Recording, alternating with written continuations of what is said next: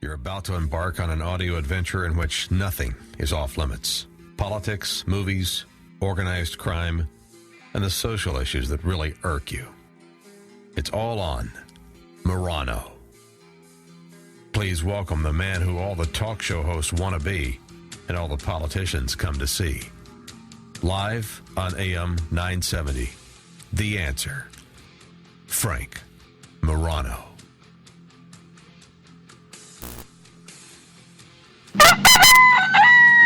All right, good morning, everybody. Happy Sunday morning, the first Sunday in December. December is here. How did that happen? Whoa. Yours truly, Frank Morano, returning to the microphone. This is a real pleasure for me because I have the distinguished and distinct pleasure of being joined by one of the finest public servants in the history of the state of New York, someone who I've come to know as a friend, who my admiration for him as an elected official is only eclipsed by my admiration for him as a veteran of the military who fought bravely for our country in the Korean War, where he was awarded the Purple Heart, and my admiration for him as a veteran is only eclipsed by my admiration of his character and his stick-to-itiveness as a man. Gives me great pleasure to welcome the man who I have one bone to pick with, and that is he wrote a book that I have not been able to put down. And I don't generally get a lot of sleep, but when you're reading a memoir, the likes of which I've just been reading, it's been a lot less sleep than I generally get. I want to welcome the author of the new book, Keep Swinging, a memoir of politics and justice, the former majority leader of the New York State Senate, Joe Bruno. Senator, thanks so much for coming on the radio with me this morning.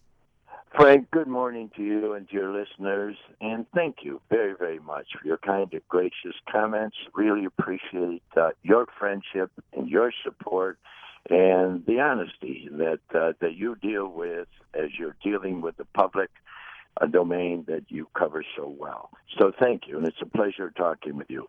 And Frank, let me correct one thing. I did not get a Purple Heart in Korea.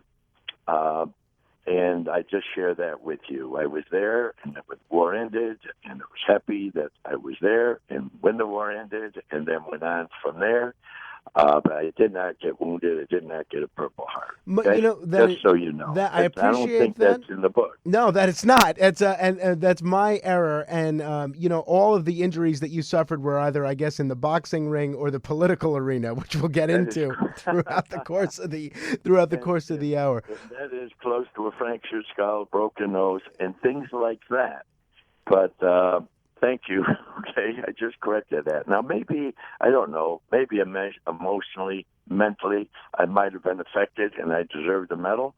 But anyway, I survived, and here I am. Here you are indeed. Now, first, before we get into your book, which is a terrific book, and I can't recommend it highly enough to anyone that's not even just people that are interested in politics or the criminal justice system, but people that are just interested in interesting human stories. That parts of it read like a great political thriller, parts of it read like a great criminal justice book, parts of it read, believe it or not, like a great love story.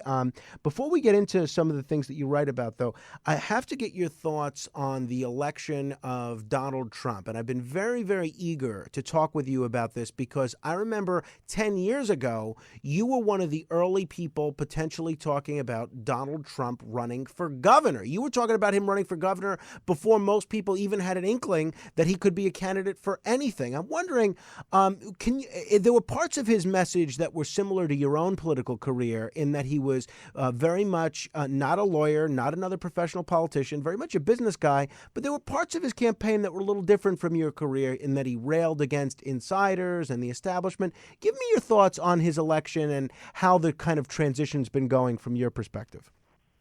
I think that your appraisal is pretty right on. And with Donald Trump, we fortunately live in a democracy, and the people heard his message, whether you liked everything he said or did or not. They wanted a change. They wanted a businessman. They wanted somebody that was anti-establishment, that wasn't one of the good old boys or girls. And they elected him by constitutional majority. And frankly, I think now people have to join ranks, grab what they can and move forward, okay? And I mean grab each other by the arm and move forward and support this man because he, in a big way, like me in a little way, he is a businessman. He makes business decisions, not necessarily political decisions.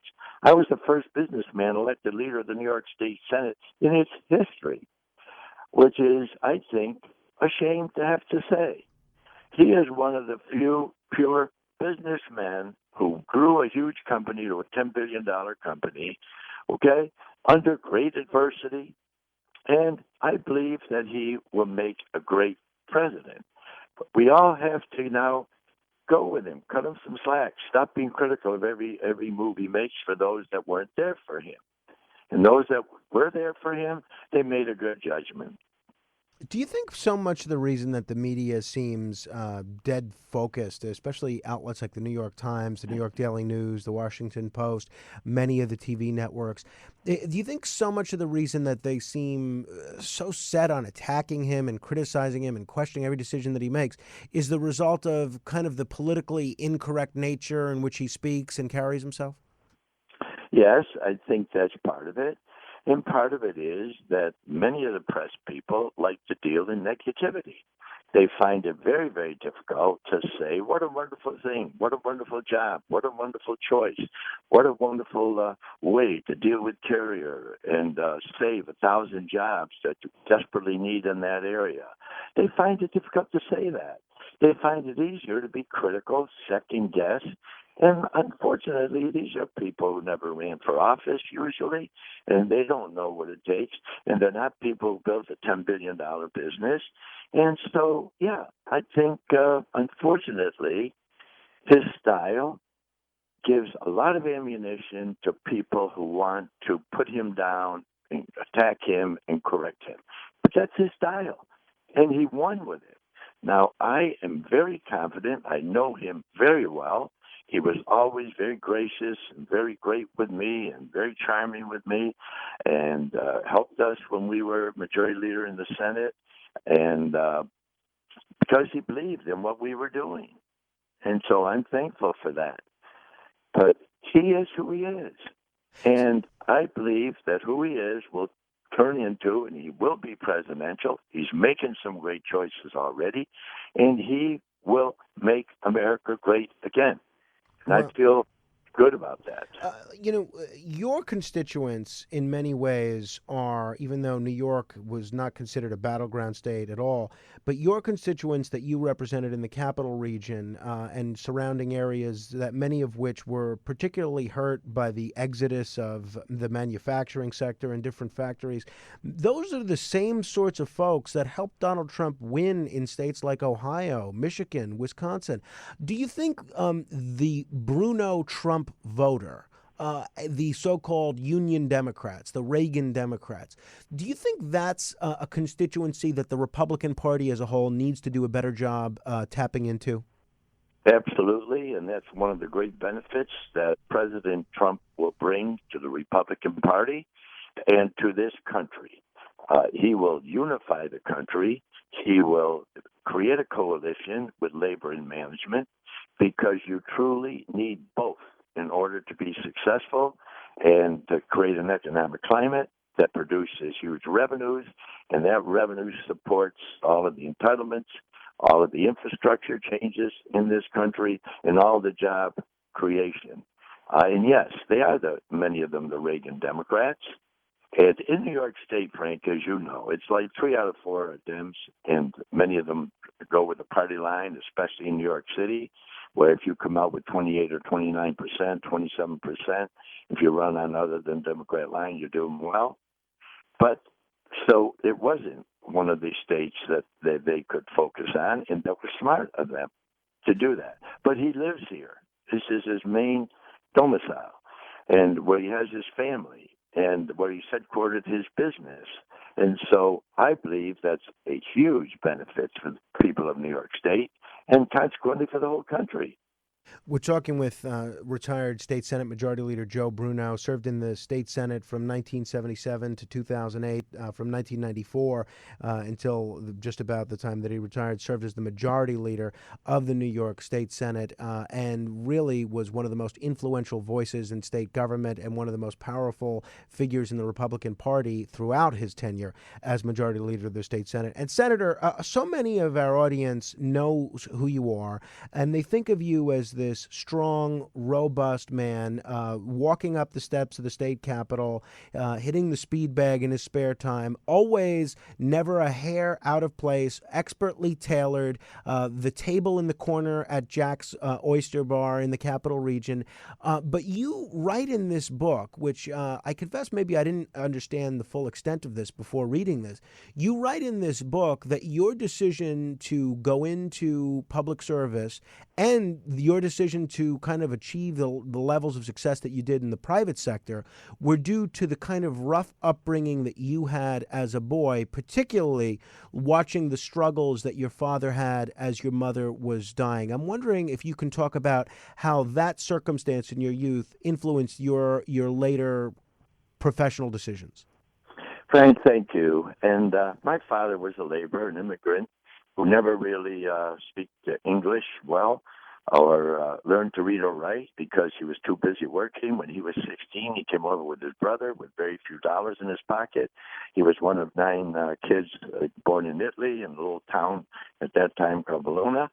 And migrated here. They put him right to work on the railroads to help pay his fare and then the fare of others that would come over behind him. And then he went from there, and he ended up going into the Army. I don't know how he ever got there, but in the First World War, he went. The war ended while he was on his way to Europe, and he then went to work for a paper company and shoveled coal in that furnace for 32 years. Now, during that time, my mother, with 8 children, that eventually we ended up having in our family, 6 boys and 2 girls, my mother had a gallbladder operation, and a doctor cut her bile tube by mistake, taking out her gallbladder. Fast forward 7 huge operations later, in and out of the hospital, and she died at age 44, leaving 8 kids. Now, what I saw with my father, who worked 3 jobs, would not go on welfare, would not take anything that he didn't earn.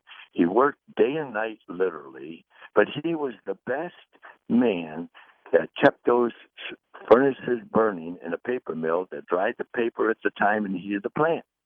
And I know that because many times they would lose the fire. The plant would actually have to shut down if they couldn't dry the paper. They would knock on our door at 2 a.m. to get my father with a car and bring him back to help start the fires. And we had no telephone. We had no TV. We didn't even have we had a little tiny radio. And no hot water in our house. No central heat. So you'd wake up in the morning, it'd be 10 below zero because a little wood stove or a coal stove in the kitchen would go out. And so that's how I grew up. My mother was an absolute saint. She would have to leave the hospital because they ran out of her hospitalization because she had the minimal amount. They bring her home. I watched the extravene being fed through a bottle and watched that. For 7 years, she went back and forth to the hospital. And I tell this story, and that did change my life in many, many ways because my mother went as a last resort to the Lady Clinic in Boston. My father commissioned a taxi, an ambulance to bring her back. And when the ambulance landed in front of our house, and it was like an 85, 90-degree summer day, as I recall, they would not take her to the nursing home where she was going because there was nothing they could do for her at the Lady Clinic to save her life. And she was in front of our house in that heat for 7 or 8 hours, wouldn't let us see her. They actually turned off the air conditioner for a while. Why? Because they had told my father it was $75, as I recall, in the ambulance. When they got there, they wanted $125, and they would not bring her to the nursing home until he gave them the cash. Oof. And, yeah. And now here's a kid circling the ambulance, And finally, my father just raised so much heck, and he was a mild-mannered man, and got them to at least turn the air conditioner on. But he went door to door on our street for 2 blocks. And here's a proud man borrowing a quarter, 50 cents, $1 from the neighbors.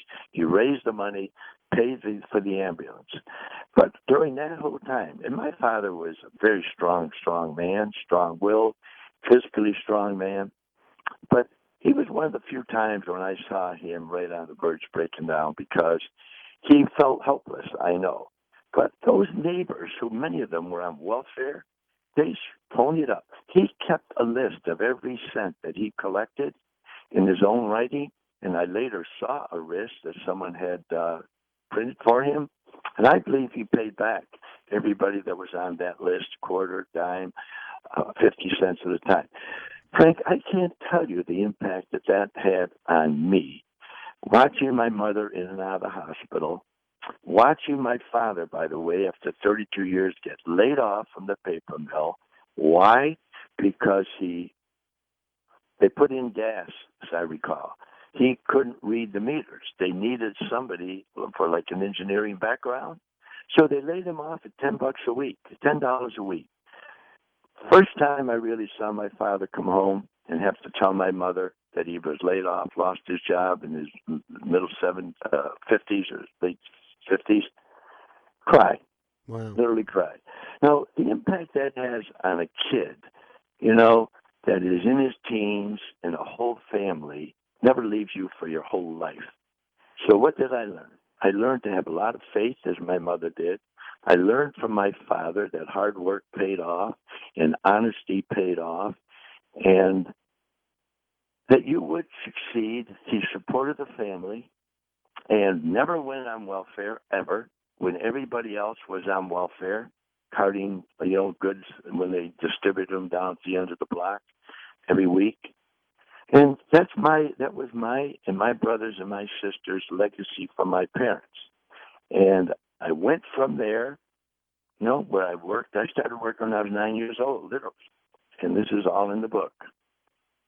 And I was working at a bakery carrying baked goods at 7 in the morning to a plant that was a block away in the snow and in this, and I carried it over my shoulder for the cafeteria to be there for donuts and, all kinds of pastries when it opened at 7 in the morning. No, that's how I started at age 9. And they paid me in day-old baked goods, and that's what we used to have for breakfast. Well, there's a lot to be said for day-old baked goods. I mean, I wouldn't, don't know. You know what? I lived on pie, cake, stale bread, and believe me, you're right.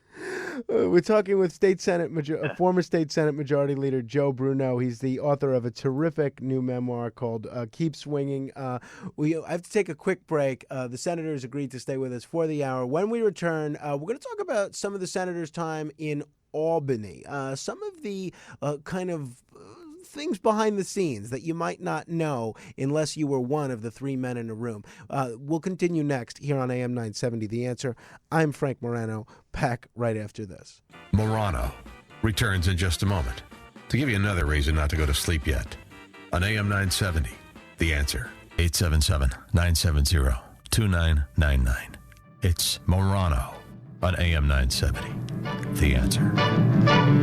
He was a famous trumpet man from out Chicago way. He had a boogie style that no one else could play. He was the top man at his craft. But then his number came up and he was gone with the draft. He's in the army now, a blowing reveille. He's the boogie-woogie bugle boy of Company B. They made him blow a bugle for his uncle. We're talking about the refusal to give up and how that helps you in politics, in life, in the boxing ring, in the military, and when you're in a fight against the Justice Department. I'm Frank Morano. Thank you for starting your Sunday with me. My guest for the hour is a public servant that I think is a tremendous, tremendous inspiration to anybody that's ever had a tough time in life, and that's anybody. He's the author of the new book, Keep Swinging, a memoir of politics and justice, retired State Senate Majority Leader Joe Bruno. Senator, you spent your time in Korea, a lot of it in the boxing ring, and you actually became the 25th Division champion, as I understand. understand it. And I'm wondering, the lessons that you learned either in the military or the boxing ring, how did those serve you when you got into the world of politics? Well, number one, discipline, and how critically important discipline is, and also support from others around you. You give support and you get support.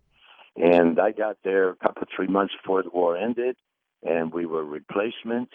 And fortunately, the war ended shortly after.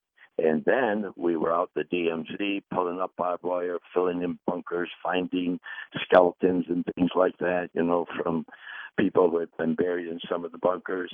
And it was not a fun thing. And I was in the regiment called the Boxing Regiment, where the movie From Here to Eternity was made from. Mm-hmm. And that was one of the 3 regiments in the 25th Division that had gone to Korea from Hawaii. And so it was called the Boxing Regiment. They had a boxing tournament. I had learned to box with a retired boxer out of New York City. He used to be at our playground when I was a poor kid, and he felt sorry for me because I was the 97-pound weakling, and other kids used to bully me and beat me up, and that's no goal. And because I was 12, 13, and I weighed about, I don't know what, but I was skinny. Anyway, he took an interest in me. He used to get on his knees, and I'll never forget. And he taught me to box, and he taught me to punch straight, and he taught me how to protect myself. And pretty soon, about, a year later, they weren't bullying me. They were not bloody in my nose. I was kind of bloody in their nose when I got picked at. And so I took that, and they had an elimination. If you lost a fight, you're eliminated. And I ended up undefeated in the contest against all the other regiments. And I was a light heavyweight, and light heavyweight was a tough weight because you were big enough to hurt somebody. And I had filled out by then. I weighed 175 pounds and ended up with some tough fights.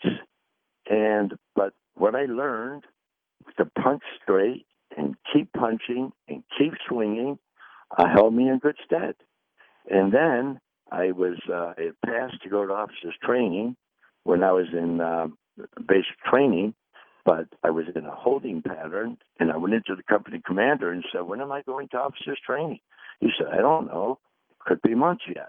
I said, "Cripes, I'd rather go to Korea than wait here, doing what I'm doing," which was after basic. 3 days later, I had orders to go to Korea. Oh, boy. And that's no kidding. So I ended up there, and when the war ended, I went into boxing. And because I was the champion, the company commander came up to me. I was supposed to go to Japan and fight for Corps. And my trainer said, "You're going to be a professional boxer?" I said, "Heck no, I'm just doing this so that I'm not out running the hills in the demilitarized zone and watching, things blow up out there from unexploded bombs and watching people get hurt and killed, and which literally happened because there were so many unexploded bombs out there, and they would run big bulldozers and things out, and it was really almost sick. But we would find hand grenades, that were all together. We would pull the firing pin, unscrew them, and then pull the pin and pop them behind somebody. And when that cap went off, people would jump 3 feet in the air, but the hand grenade wouldn't explode. Now, that was, the way we kind of had fun with each other. But the company commander, when I won the championship, said, "If you don't go to Japan, if you get out of special services and rejoin the company, I will make you first sergeant of the company," because our present first sergeant was going to be rotating out. So I thought about it. I talked to my trainer, and he said, "If you're not going to be a professional, you haven't been seriously hurt, if I were you, I would consider all aspects."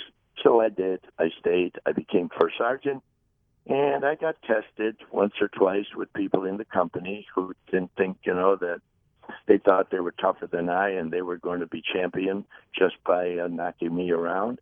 And so I got by all of those things. And much of this is in the book. And I was proud of my service there in the military because it's great experience. Like they say, I wouldn't want to do it again, I never would have missed it for the world. We're talking with retired State Senate Majority Leader Joe Bruno. Senator, so many of the battles that you had that the public was privy to weren't inside the boxing ring, but they were in the political arena. And I found every chapter of your political career so compelling, and they're all in this book. But one of the areas that I think maybe some of us had forgotten is when you became Majority Leader. Back in 1994, a Republican tidal wave was sweeping the state. I mean, it sounds strange now, but they had just won the governor's office. They had one of the 2 U.S. Senate seats. They had several statewide offices, and they had control of the state Senate. And the state Senate Majority Leader was a Long Islander, Ralph Morano. There's still highways named for him out there in Long Island. And you decided, and you determined that the only way that you could have the sort of meaningful impact in your community that you needed to for your constituents was to become Majority Leader, and you led a coup and got elected. Tell me about your decision to become Majority Leader and your decision to carry out that coup. Ralph Morano was a good friend of mine, and he was a great, great guy, personable guy, hardworking guy, but he just wasn't a leader for the Senate, and he was there 6 years from Nassau County, and he left much of his work to the staff.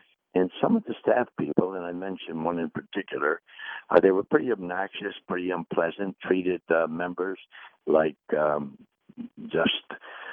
they shouldn't be treated, with no respect. They treated visitors, high-powered people that paid big taxes, with running companies with disrespect. But the bottom line was Ralph Morano didn't like George Pataki because he had won in a primary against the only woman senator, Mary Goodhue, and beat her in the primary. And so Ralph didn't like him. When it came time for him to run for governor, and George and I were good friends, Ralph was not supportive. He was supporting Herb London, the conservative, for president. And I went in and saw Ralph, and I said, Ralph, if you go to the convention, you support Herb London, who isn't even a Republican, and you don't support Pataki, our friendship's over. We're done. And from here on out, you and I are on opposite sides, okay? And I'm going to do my best to correct what you're not doing properly. And so he shook hands, and he said, you do what you want to do. Sure enough, he went on the floor of the convention and supported Herb London. Pataki got nominated by a 0.5 percentage point, as I recall, which prevented a primary and more than he needed, and became governor with a hard-fought battle. And then Morano, still leader, and Pataki had said he would like to see me as leader. Aldemaro had said he'd like to see me as leader, because Ralph just wasn't strong enough or amounted to, and he wasn't supportive enough of what they wanted to do. So I made a decision on Sunday of Thanksgiving week in '94, when we were all on break, and right after the elections, and that I was going to run. I remember I talked to Bill Powers. He was the county state chairman at the time. He said, go for it. I talked to Aldemaro. He was very, very supportive. He said, you should be the leader. I had talked to Pataki. And so I started on Sunday night, and by Thanksgiving Day, I needed 19 votes for a majority to be elected leader. And I said, I'll meet you on Tuesday, and we can talk, and we'll do a smooth transition, and I'll help you in whatever ways I can. Called me at 5 o'clock and said, nope, I've heard from some of my staff. I've heard from some of the other members. I'm going to keep going. I said, well, you keep going. Tomorrow morning, I'm going to announce the members that are supporting me. It's a majority. And then you and I are going to be in a whole different place. So he called me back and in the morning and said he was supporting me, and we went forward from there. Are you there, Frank? I'm here. Yes, Senator. I was the first businessman in the history of the state elected. First non-lawyer really elected.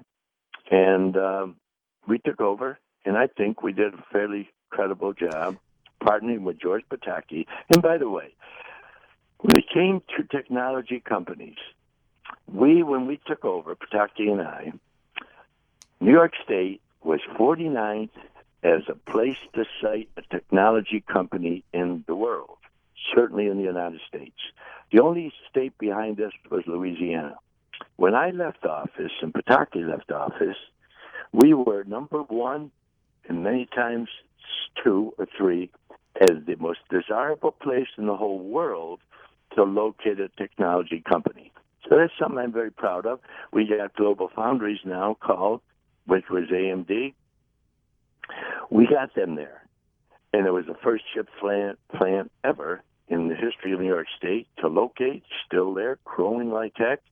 And it was the $4 billion deal from their point of view. And it was the biggest development project in the whole United States at the time. So I'm proud, and that was the linchpin of kind of what we did while I was there from a job creation, economic development point of view with Governor Pataki, and later with Eliot Spitzer wasn't exactly a good partner. Well, so Governor, David Patterson was. Senator, let me actually take a break there. I have to take a break, and you have, I think, summed up many of the aspects of the legacy of Governor Pataki that I was going to ask about.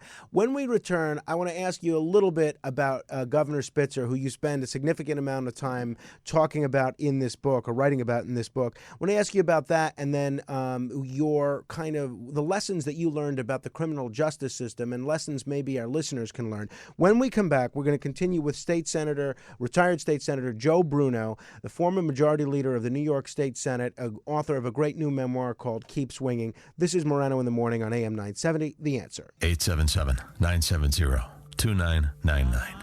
It's Morano on AM 970, The Answer. I'm on a roll all over you. Yes, I'm a steamroller for your love, baby. I'd like nothing better than to roll all over you.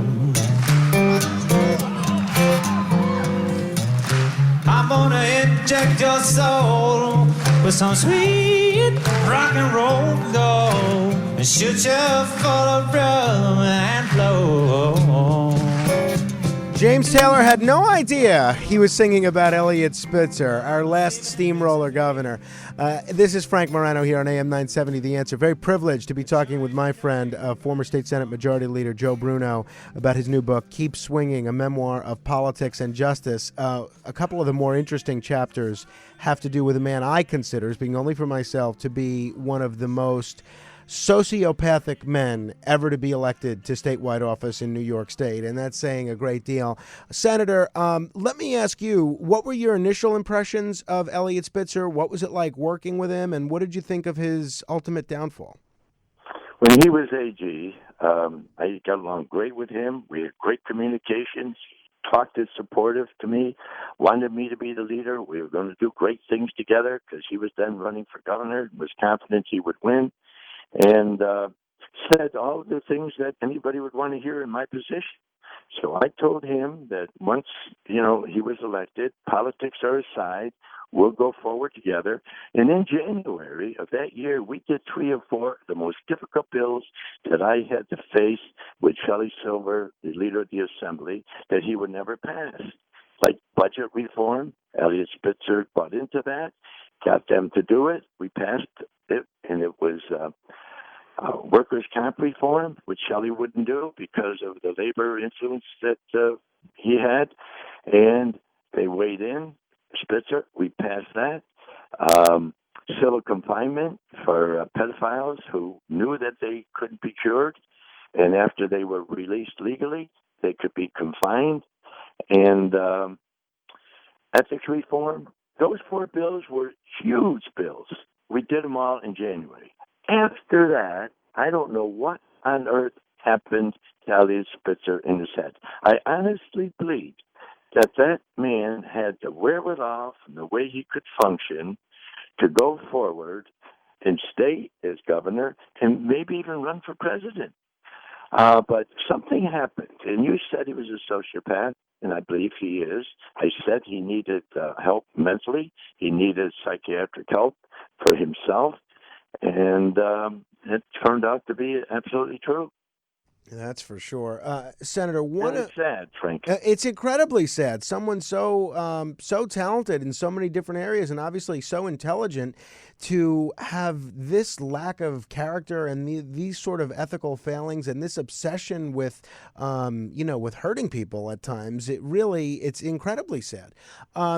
Senator, he was one aspect of the state that people got to know, and I think ultimately everybody, even in New York City, when he tried to come back a few years later, everybody sort of got to view him the same way that you and I do. But one aspect of public perception that I think is beginning to change is the way people perceive federal prosecutors and federal law enforcement. When I grew up, I always thought that if you were arrested, you were probably a bad guy, and that the folks trying to put you in prison or trying to put one in prison were probably a good guy. That has totally changed. The more I've paid attention to a number of high-profile prosecutions, I have become very distrustful of many of the things that go on in the Department of Justice.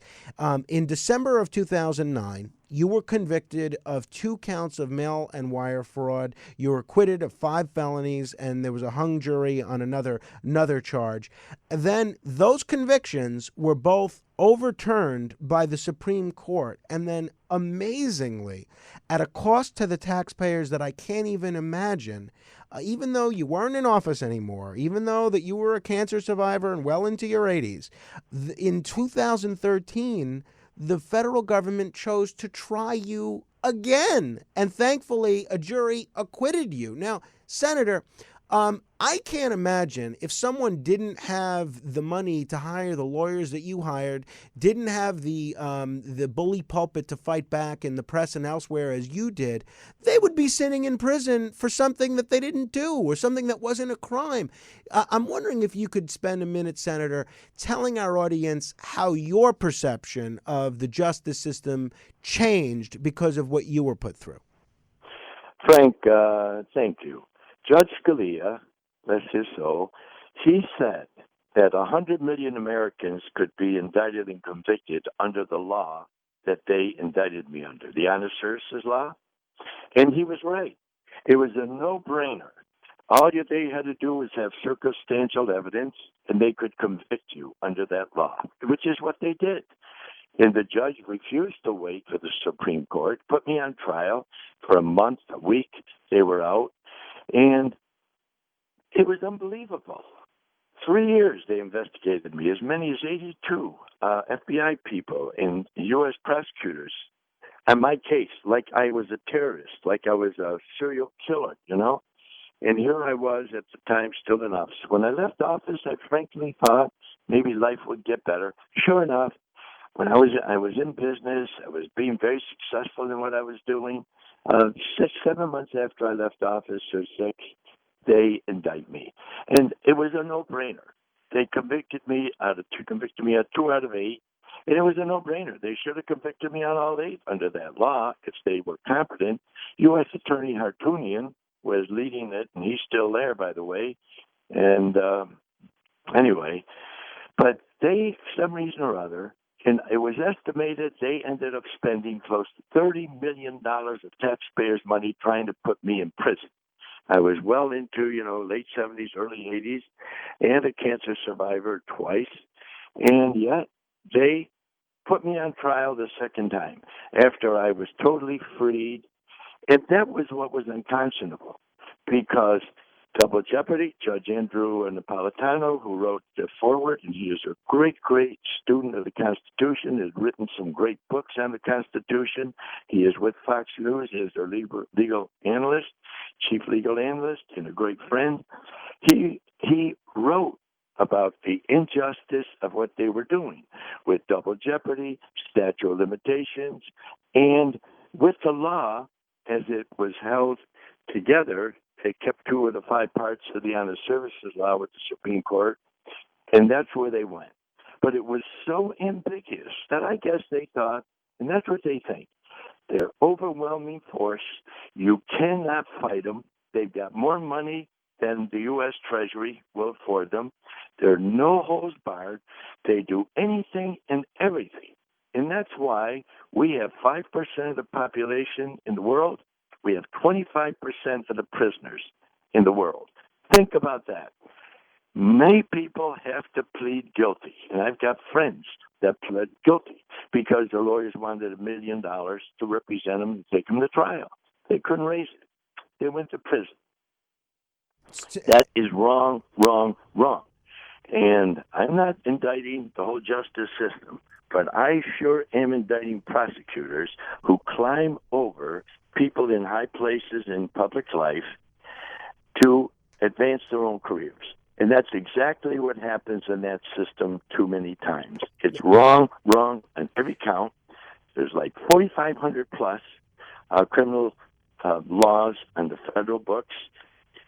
There were books written that said they could indict the Pope, Mother Teresa, under those laws and convict them. Oh, no, That's wrong. No doubt Wrong, about it. wrong. No doubt about it. Senator, we're just about out of time. I have to take one more break, and when we come back, I want to ask you a little bit about how we can improve the situation in state government, and I want to ask you a little bit about how you were able to survive all these personal turmoils, the legislative battles, cancer, the battles with the Justice Department, and it seems like you had a great support system behind you. Let me take one more break, and we'll continue and conclude with Senator Bruno when we come back. This is Frank Morano on AM 970, The Answer. Morano returns in just a moment to give you another reason not to go to sleep yet.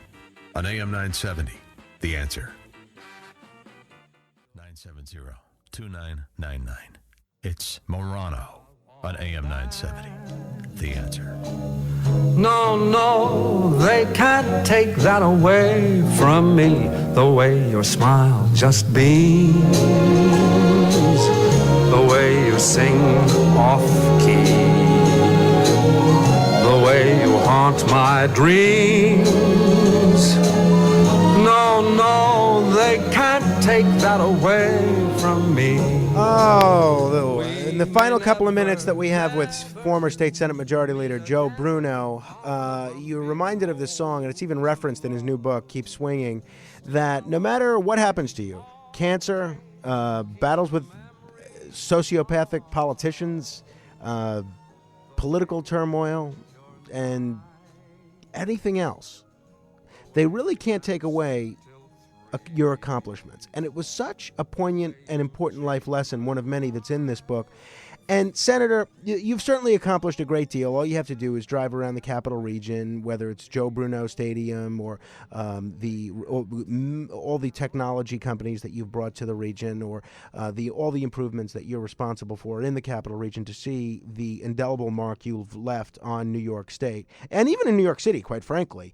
But so much of the book that I enjoyed reading were the parts that read as a love story.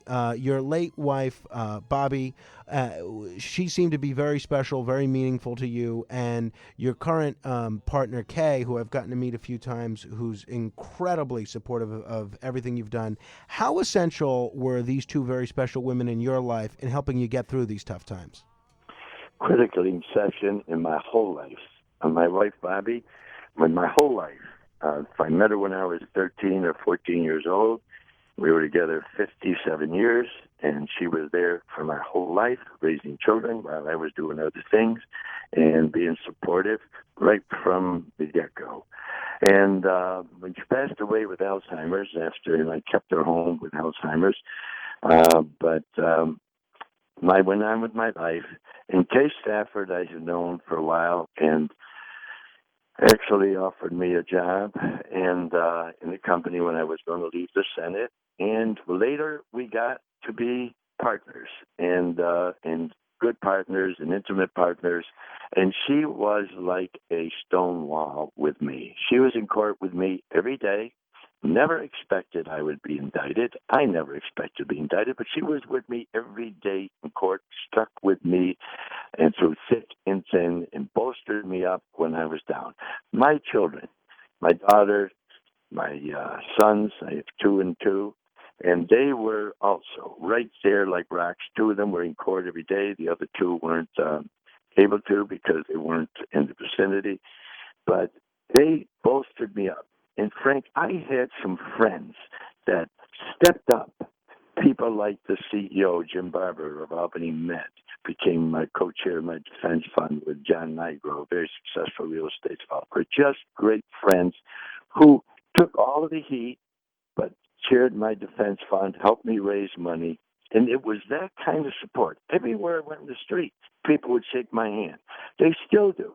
And they tell me they want to congratulate me on my public service. This is while I was under indictment. But you know what the sad part of it is?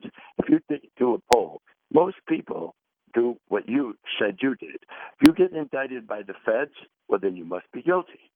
And then you have to prove that you're innocent. The system is wrong. It's upside down. You are guilty only when you're proven guilty by a jury of your peers. Or you admit it. And that's wrong. That's not the way it really works. You're exactly right, Senator. I haven't even scratched the surface with all the subjects that I had hoped to cover with you this morning because I find you such a compelling storyteller. But let me ask two final questions before we wrap up. You were one of the three men in a room from 1994 to 2008. One of the essentially the troika, the three men that run state government. And I'm reminded of the old expression: a smoke-filled room ain't so bad if it's your smoke. Now, I have spoken with a lot of rank-and-file legislators, both in the Senate and the Assembly, particularly the members of the minority parties in both of those houses, that felt that their constituents were hurt because of the top-down structure of Albany and because of the majority party domination of each of those legislative changes. I'm wondering, just from a public policy perspective, do you think the state would be better off if state government enabled rank-and-file legislators to have more authority? Well, Frank, that's a question that you can debate for the rest of this century, and you'll never reconcile any differences. My point of view, my personal experience is this: 213 legislators, okay? That's a huge body. 63 in the Senate, 150 in the Assembly. Now, you let me ask anybody, how are you going to make decisions, take bills to the floor, get people together and support 32 votes that you need to pass in the Senate? How do you do that with a gang of whatever numbers you have in your conference? Me, as many as 38, but with 62 and 63 senators later. How do you do it? You have to coalesce behind a leader. And if you have the right-minded leader, well-intentioned leader, who takes into consideration everything that their conference and their colleagues tell them, you can't make them all happy, but you have to have a funnel. You have to have a chief executive. You have to have a leader. And then that leader is your communicator. Otherwise, what do you have? You have chaos. Yeah. It's chaotic. You have a game. That's a fair point, Senator. I only have about 30 seconds. I want to thank you for being on the show. And I do want to ask you, yes or no, you were at the top echelon of the Republican Party for decades in this state. Are you optimistic about the future of the New York State Republican Party? Yes, I am. And I think that President Trump will be extremely helpful and very supportive. And the two-party system is what democracy is all about. We have a strong Democrat Party in New York State. Good. And I applaud Andrew Cuomo for how he coalesces with the Republicans here in this state. I think he's done a good job with that, like it or not. And John Flanagan, the majority leader, has done a good job coalesce with him and with the Dems. That's the only way you can govern in a state like this.